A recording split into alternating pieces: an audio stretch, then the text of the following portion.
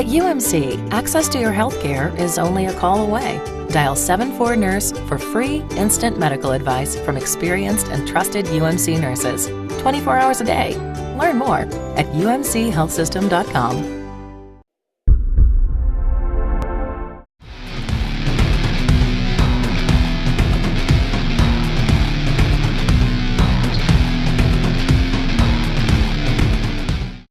And welcome in, everyone, to RedRaiders.com. I am Zach Long with Don Williams and Chris DePertle, and this is the UMC Health System AJ Media pregame show as we get you ready for the big one in Arlington, Texas on Saturday between the Red Raiders and the mighty Baylor Bears. And Don Williams, I'm going to start with you. I don't think anyone from the Texas Tech Nation wants to go up to Arlington and see get 80 points dumped on you by the Baylor Bears. Well, things have really changed a lot because there was a stretch there for 16 years where Texas Tech beat Baylor 16 games in a row, and now the shoe's kind of on the other foot. Texas Tech now with 3 consecutive losses in the last 3 weeks, and you get Baylor, which is obviously undefeated, still has aspiring to be national champions, and so you can look at it one of 2 ways. Either this is not the kind of team that you want to get well against, or hey, if you come out there and play a good game and actually pull an upset, then you can completely change the way you feel about yourself, at least in the Red Raiders case. And Krista, a few weeks ago, I think we were hopefully looking at this game thinking it might be a Big 12 championship game if both these teams could have came in here unscathed. Hasn't worked out that way for Texas Tech, but that does not mean all hope is lost against the Baylor Bears. No, and Tech won't surprise me with what they do. Will they surprise you? No. No, Tech can come out and easily upset Baylor, hand them their first loss of the season, or Tech could come out and lay an egg. Either one of those two won't surprise most of anybody. And the egg laying would be not good because Baylor's offense is dangerous. They've been one of the most prolific attacks in the country. Bryce Petty, their quarterback, really came into his own. He can read defenses beautifully, and he has too many weapons. If you sell out one way or the other, they probably got someone that can kill you. They lost Tevin Reese, which is a huge loss in terms of the long vertical passing game, but I think both their running backs, Martin, Seastrunk, I think they'll be back this week, even though they're day-to-day. So you have to kind of pick your poison against the Bears, and I guess the key question, guys, is how the heck do you stop them, limit them, or slow them down, or are they just invincible? We posed that question this week to Texas Tech defensive coordinator Matt Wallerstadt. Well, this will be a huge town. This will be one of the best groups we've seen. Physical up front. They run the ball. They're going to look at the box for numbers, and then matchups on the perimeter. They've got a lot of speed everywhere. But again, I think for us, we're going to have to keep them guessing a little bit and not do too much where it hurts our kids as far as just run fits or assignments, because this will be the fastest group we've seen to date. But also to be able to mix up the box. How many numbers are they counting in the box? Do they have a run? Do they not? And then if they try to run the ball, guys just getting off blocks, fit our gaps. Get off blocks, make tackles on the perimeter, and then certainly make them have to work the big field and snap it several times, 4 points. And in the red zone, which we have not done a good job of the last really 3 weeks, but certainly the last 2 weeks of responding if it gets inside the red zone. Let's hold them to a field goal block opportunity and not 7 point. That's how games have had some legs against us the last 2 weeks. So we got to do a good job with that. So there you hear Wallerstadt's explanation, a very good explanation of how he thinks they can slow down Baylor. Right now, though, I want to switch the headset of the defensive coordinator to you two. I want to hear how you think you can limit or even stop the Baylor offense. Krista, I'll start with you. Yeah, that's a tough question. I would say probably the first thing is to stop the run. I mean, you have Lake Seastrunk, Glasgow Martin have been listed as day-to-day, but then Shock Linwood, third string, comes in and runs for 188 yards against Oklahoma. But if you stop that run, if you take it away like Kansas State did, then Baylor is forced to throw the ball. Against Kansas State, receivers were dropping passes. Last week against Oklahoma, Bryce Petty was throwing high, far. He was so psyched up he couldn't control his passes. Right. So, I mean, this game is a big game for both teams, and I think if you make Petty pass the ball and complete his passes to any receiver on the team, they're going to have to catch it, and that's a bigger risk, I guess you could say, than just running the ball up the middle. Don, how do you stop Baylor? I don't think you stop them. I think what you try to do is keep this game in the 30s and hope that you can outscore them in a relatively lower scoring game. I think you got to do a combination of different things.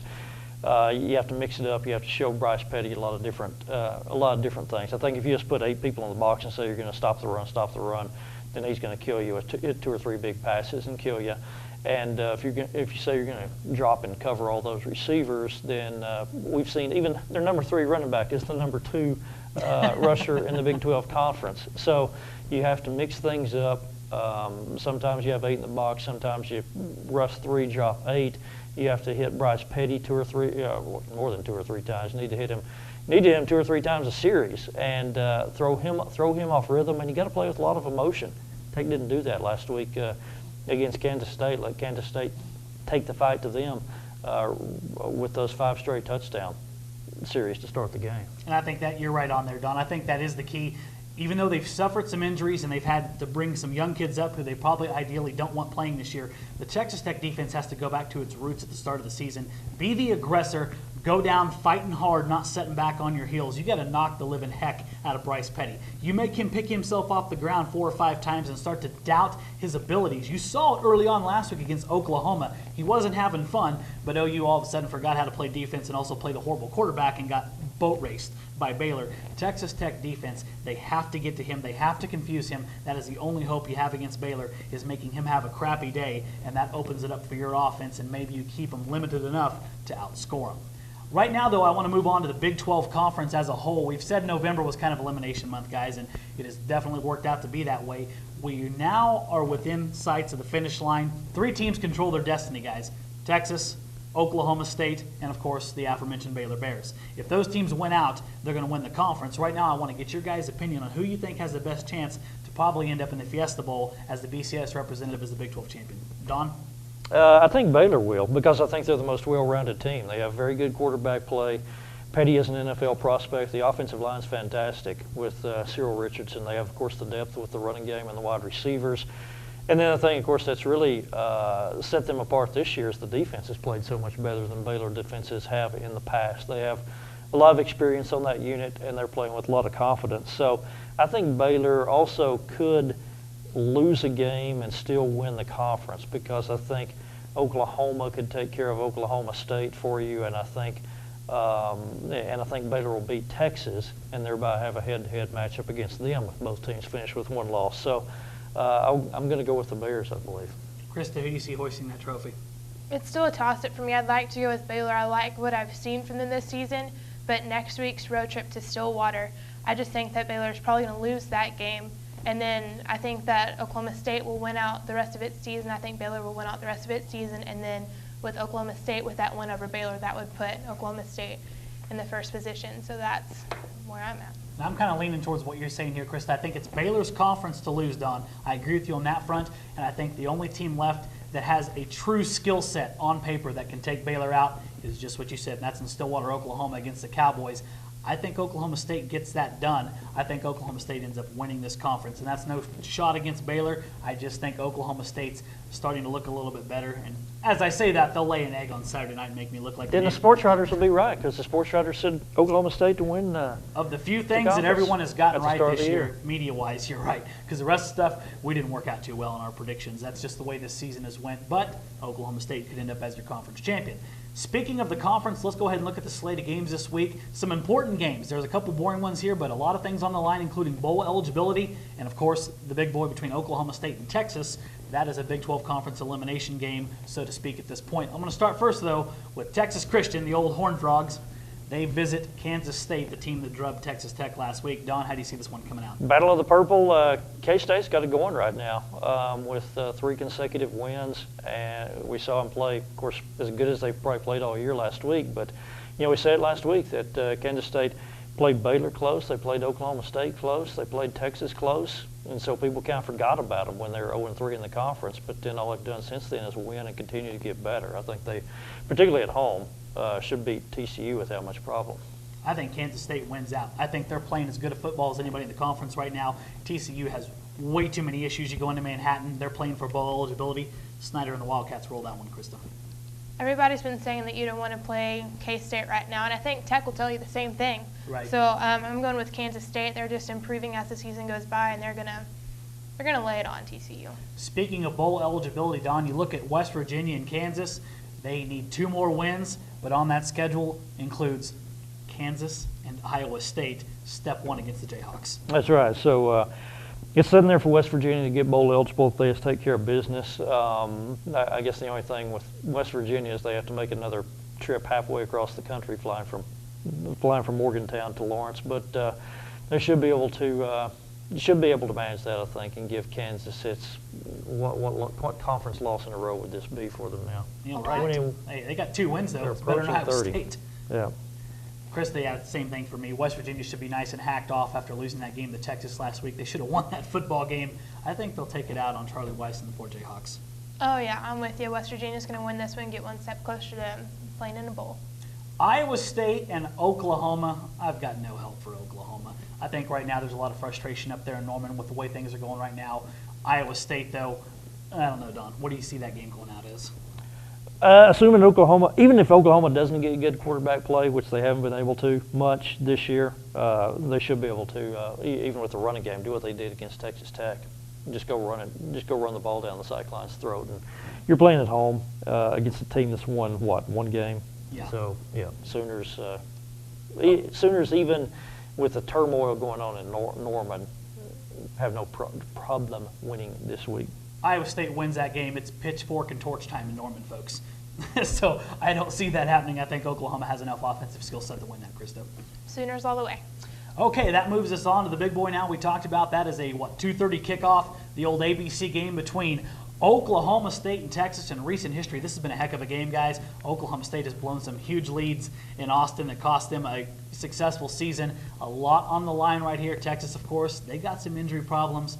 Krista, I'll start with you, the Cowboys and the Longhorns. Well, I thought last week would be the end of whatever Texas is doing to win games, but it's going to be this week. I think Oklahoma State showed how it's improving as the season has progressed. I think that Clint Shelf has kind of got some things under his belt where he can hit the ball well. I think their run game is really good, and the injuries are really going to hurt the Longhorns. So I'm going with the Cowboys. I'm with you there. Whaley and Jonathan Gray, those are huge losses on both sides of the ball for the Texas Longhorns, Don. Oklahoma State has a lot to play for right now. I think they found their confidence. You know, they were only 1 loss, but I think they really got it back against Texas Tech. They had a workmanlike effort last week against Kansas. I think the Oklahoma State Cowboys win this football game. It's a tough assignment to go down to Austin, particularly when the Longhorns are unbeaten in the conference and sitting actually in the #1 spot, even a half game ahead of Baylor. It does hurt Texas, I think, not to have Jonathan Gray. Hurts your versatility. I think the Longhorns can manage, though, because you have Malcolm Brown and Joe Bergeron. So they have 3 really good backs. So now one's injured. They have 2 really good backs, but they haven't been able to get. You don't know what the quarterback play is going to be with Texas. And I think Oklahoma State is strong enough defensively that the Cowboys can kind of dictate things and keep the Longhorns from scoring the 47 points that they did up in Morgantown last weekend. So I think Oklahoma State will be able to win this one, something like a 28-24 kind of game. Should be a good one. Of course, we'll all try to watch that one. Before Texas Tech and Baylor, that's a 6 p.m. kickoff in the magical Jerry World. And guys, this game is highly unpredictable because, and Don can tell us, he's covered him the longest. Texas Tech is capable at any given time of coming out and just surprising everyone. Oklahoma a couple years ago in Norman. This team is not helpless at 7-3, guys. They're a good football team. They're more than capable. And this is maybe, if they're on, if the 2 freshman quarterbacks, whichever one plays, if they're on, this might be the best offense Baylor has seen thus far, but still a major task against the Baylor Bears. Krista, I'm going to start with you. How do you see this game coming out between the Red Raiders and the Bears? I've got Baylor winning, but the hard part is finding a score that they can go by. Baylor can run the ball, but then, like you said, Tech is the best offense they've faced all season. Can Baylor's defense step up like they did against Oklahoma and stop Tech? Who knows? You've got to account for Ryan Beston in here when you pick your score. So I'm going Baylor 54, Tech 38. You know, for me, I look at this game, and the thing I have to do if I'm going to give the edge to Texas Tech, Don, is I have to assume they're going to fix all the mistakes that have ailed them the last 3 weeks. I think that is a tall task to ask for, and that's not a shot against their players. Those injuries have been killer. They've had some young kids that have had to step up. I think Texas Tech can be competitive in this game, but they have to be a little bit better on defense to limit the Baylor scoring attack, and Davis Webb and or Baker Mayfield and or Michael Brewer, they have to play, I'd say, 80% flawless. They cannot turn over the football, and right now I think that's asking a whole bunch of the Texas Tech Red Raiders. Baylor's offense, especially cued by Bryce Petty, they're going to find a way. They stalled a little bit last week against Oklahoma, but once they hit all cylinders, they embarrassed OU. They really did. Some of those passes were so wide open. I think this game gets out of hand. I think it's every bit as entertaining as that one last year was in Jerry World. I'm going to go high scoring here, guys, but I think Baylor's going to win it. I'm going to go 63-48, Baylor over Texas Tech, Don. We're thinking pretty much along the same lines, although I think it's even a wider margin than each of you two said. I just think with what we've seen from Texas Tech the last 3 weeks and also over the course of the season, they just have too many issues to fix to upset a team that's undefeated and ranked 5th in the nation. I mean, you look at the inconsistency at quarterback, the inability to score touchdowns in the red zone, the lack of ability to stop another team's rushing offense, and then just all the turnovers that this team commits. Tech's had 25 turnovers this year. There's only about 5 or 6 teams in the nation with more than that. And you played 7 Big 12 conference games, and you've been a net loss in the turnover column in 6 of those games. But it's and I know it's easy to say, well, maybe that doesn't happen this weekend. But at some point, it's kind of like Bill Parcells said. You kind of are what you are, right. And we've kind of seen what Texas Tech is over the course of 10 weeks. So with that said, I think that's just so many issues to overcome against a good team. So I've got it Baylor 62, Tech 34. Could go a variety of ways. Either way, I think it's going to be an exciting game. I'm looking forward to covering this one, and I think Tech fans, they'll show up en masse. This is a game they want to win, and of course you want to be there if you upset a Baylor team. Should be a good environment on 6 p.m. for that kickoff in Arlington. Right now, though, that's going to wrap up this episode of the UMC Health System AJ Media pregame show. Stay locked in over at LubbockOnline.com and RedRaiders.com. We have a lot of good coverage of this game, of course. Our topics discussion with Krista Pirtle, Dom versus Twitter. A really good episode this week. Dom brought his A game in that one. And we'll have our Road Rage segment on Saturday. We'll have that one for you Saturday morning, Friday afternoon, depending on where you watch it, from the stadium there in Arlington. And we'll have full coverage after the game between Texas Tech and the Baylor Bears. Right now, though, we bid you farewell. I'm Zach Long. For Don Williams and Krista Pirtle, you're on RedRaiders.com.